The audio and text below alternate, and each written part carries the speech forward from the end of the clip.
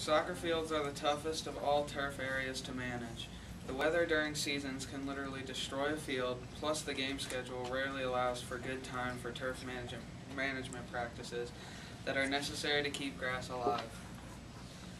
Soccer fields must be constructed and managed properly to provide great turf while minimizing the chance of injury to players.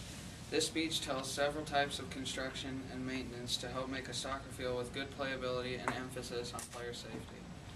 When planning construction of any turf, the main completion date is August 1st. This is because mid-August is the best time to seed turf grass like Kentucky bluegrass, which is the preferred grass to use for soccer fields throughout the United States. Therefore, when planning construction, work backwards from mid-August, allowing time for all the essentials needed to make a good field. If seeding occurs during August, when growing conditions are great and irrigation is supplied, the fields will normally be usable within 12 months after seeding. On the other hand, if seeding occurs at any other time of the year, it could take 18 months or longer before the field is ready for play. The three basic construction types are native soil fields made of existing or topsoil rod, and some people like to get all new soil under the field, such as sand or peat, and soilless fields, which are essentially 100% sand. The most common type of field is the native soil field. Rarely are fields made of modified soils, because it will usually take at least 80% by volume of amendment to improve the native soil. Soilless fields are normally restricted to professional or university settings. Modified and soilless fields are difficult and expensive to build.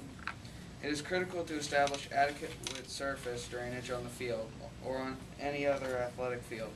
Without proper surface drainage, depression will gradually develop that will hold water and make it difficult to maintain turf and possibly risk players' injuries. Though most coaches and players prefer to have a perfectly flat field, this is only possible with a very expensive soilless field. A 2% slope is preferred on most turf areas, but a 1% is acceptable on native soil fields, given play considerations.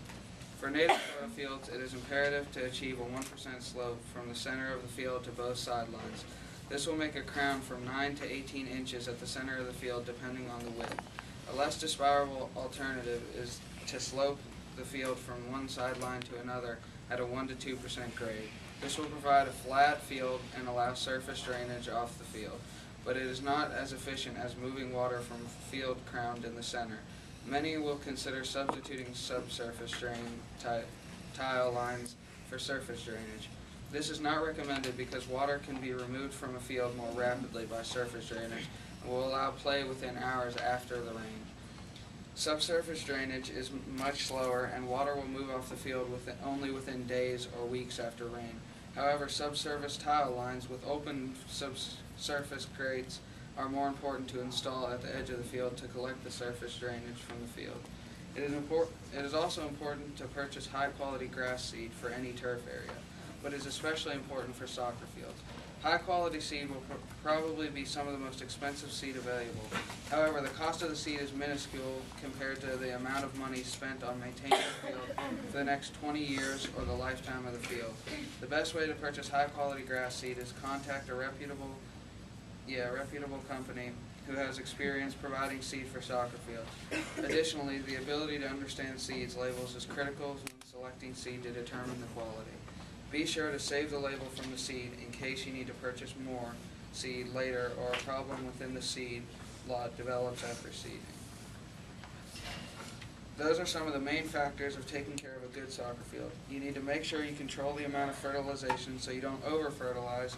You have to mow the field constantly to be sure that it doesn't get out of control, and you should always be sure to buy good seed so you can get a great result for your field. Thank you for your time.